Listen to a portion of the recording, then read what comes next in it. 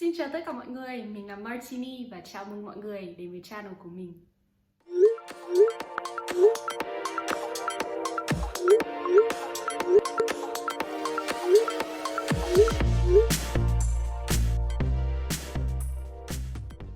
Mình vừa tốt nghiệp thạc sĩ tại Pháp và hiện tại mình đang làm cho Spacefield, một startup về mảng hậu cần ở Paris. Đây không phải lần đầu tiên mình làm việc cho một startup. Như mình đã nói trong video đầu tiên của mình theo đuổi ngành digital nên trong thời gian đi học mình đã cố gắng đi thực tập và đi làm thêm tại các startup công nghệ. Tính đến nay thì mình đã có hơn 2 năm kinh nghiệm làm việc tại các startup trong nhiều giai đoạn phát triển khác nhau, từ startup mới thành lập đến startup tăng trưởng mạnh đã gọi vốn nhiều lần.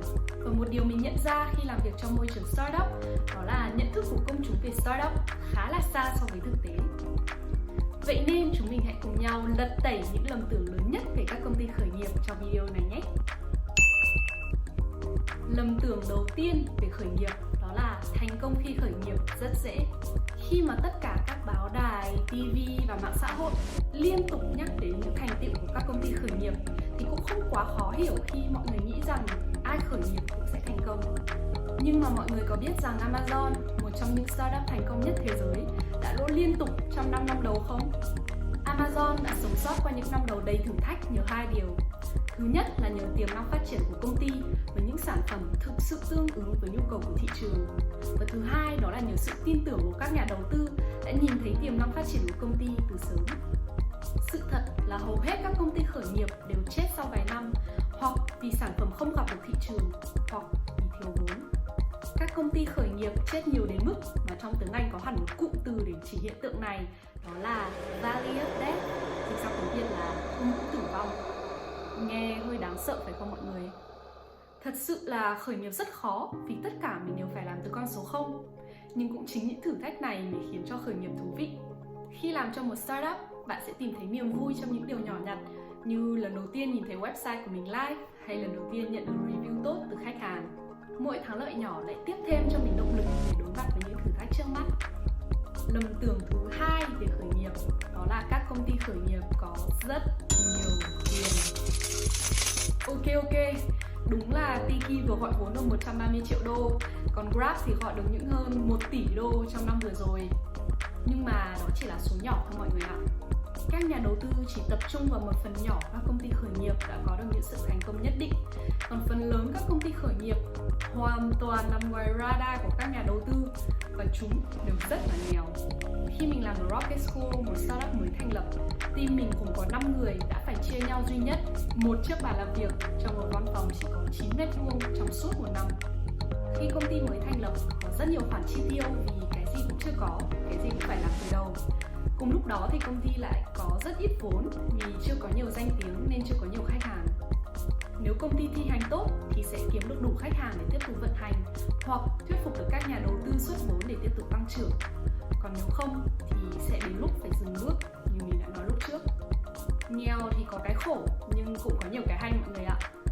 Khi mình không có tiền thì mình sẽ bắt buộc phải nghĩ ra những cách thức mới mẻ để đạt được mục tiêu. Chính vì không có tiền để đầu tư vào các giải pháp tiếp thị truyền thống mà những công ty như Uber hay Airbnb đã nghĩ ra những giải pháp tiên phong đã làm nên sự thành công của những công ty này. Ngoài ra thì nghèo còn dạy được cho mình đức tính tiết kiệm, ít tiêu tiền hoang phí kể cả khi đã có vốn. Lầm tưởng thứ ba về khởi nghiệp đó là làm việc cho các công ty khởi nghiệp dễ hơn làm việc cho các doanh nghiệp lớn.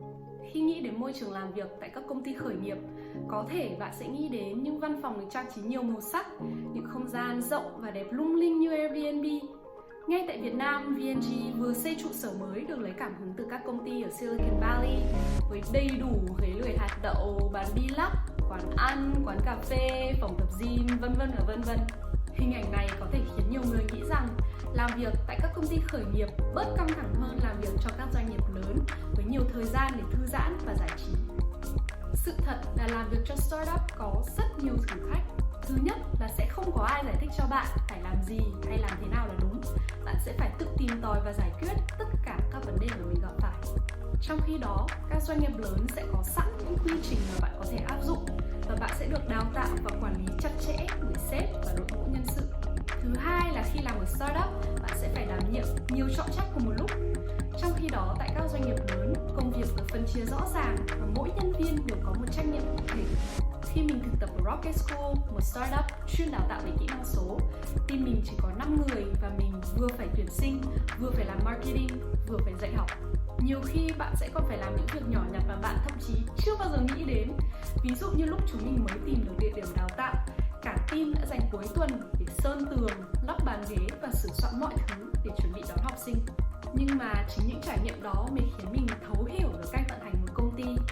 Nếu như hồi đó mình quyết định thực tập tại một doanh nghiệp lớn thì có lẽ mình đã không học hỏi được nhiều như vậy về cách vận hành công ty. Lầm tưởng thứ tư về khởi nghiệp đó là khởi nghiệp chỉ dành cho người trẻ tuổi. Đây là một trong những lầm tưởng lớn nhất về khởi nghiệp, được khơi nguồn với những câu chuyện về những thiên tài đã bỏ học giữa chừng và sáng lập nên những công ty đáng giá nhất thế giới. Trong hạng mục này, chúng ta có thể kể đến Bill Gates hay Mark Zuckerberg, những người đã bỏ học năm 20 tuổi và thành lập nên Microsoft và Facebook. Có lẽ khi nhìn vào những tấm gương này thì rất nhiều bạn trẻ cảm thấy áp lực phải thành công trong độ tuổi 20. Nhưng sự thật là có rất nhiều người khởi nghiệp thành công trong độ tuổi 30 hay thậm chí là 40 hay 50. Một trong số đó là Reid Hoffman. Phải đến 35 tuổi ông mới thành lập nên LinkedIn và cũng phải mất mấy năm thì LinkedIn mới bắt đầu cho ra lợi nhuận. Tạp chí Harvard Business Review đã nghiên cứu thị trường khởi nghiệp tại Mỹ và đưa ra kết luận rằng độ tuổi trung bình của các nhà doanh nhân khởi nghiệp thành công tại Mỹ là 45 tuổi. Điều này khá dễ hiểu vì các bạn trẻ có thể thừa năng lượng và kiến thức nhưng sẽ thiếu một điều so với những người lớn tuổi hơn, đó là kinh nghiệm. Trong một video chia sẻ kinh nghiệm đi làm của mình, chị Giang ơi có nói rằng muốn làm sếp thì phải học cách làm nhân viên trước đã. Mình nghe câu này rất là thấm vì cá nhân mình khi đi làm mình tự cảm thấy mình còn phải học hỏi rất là nhiều điều, từ kỹ năng làm việc nhóm đến kỹ năng quản lý đến kỹ năng phân tích thị trường. Ngoài ra, những người đã đi làm lâu năm, sau khi trải qua rất nhiều tình huống khác nhau, họ sẽ rèn được khả năng phục hồi, hay nói cách khác là sự kiên cường trước những khó khăn, thăng trầm trong kinh doanh. Đây là một tố chất không thể thiếu để thành công khi khởi nghiệp. Ý mình không phải là các bạn trẻ không nên thành lập công ty riêng, nhưng các bạn nên suy nghĩ kỹ trước khi đâm đầu vào làm. Bắt đầu một dự án mới rất dễ, ai cũng có thể bỏ học hay bỏ việc để một doanh nghiệp riêng. Nhưng thành công hay không lại là một chuyện khác. Đừng lãng phí tiền bạc của tuổi trẻ vào một dự án nửa vời chỉ vì bạn cảm thấy cần phải chứng tỏ bản thân với thế giới. Hãy chỉ đâm đầu vào làm khi bạn thật sự cảm thấy sẵn sàng và biết rằng thời điểm của mình đã đến. Lầm tưởng thứ 5 về khởi nghiệp đó là phải thành lập công ty riêng thì mới có trải nghiệm khởi nghiệp. Nếu như nghe xong các sự thật trên về khởi nghiệp mà bạn cảm thấy khởi nghiệp rất thú vị nhưng lại băn khoăn chưa biết mình đã sẵn sàng để mở công ty riêng chưa, thì mình có tin vui cho các bạn đây.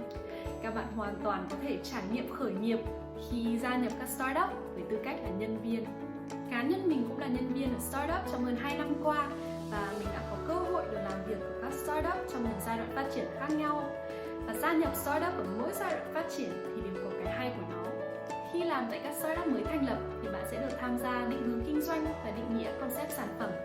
Trong khi đó, làm tại các startup đang tăng trưởng mạnh, bạn sẽ có cơ hội được xây dựng quy trình, đào tạo nhân viên mới hay suy nghĩ về chiến lược mở rộng thị trường. Tóm lại, khởi nghiệp thành công cần rất nhiều yếu tố, từ team đến điều kiện thị trường, đến các mối quan hệ, đến kinh nghiệm thực chiến và đương nhiên là cả một chút may mắn nữa. Nếu bạn cảm thấy sẵn sàng rồi thì go!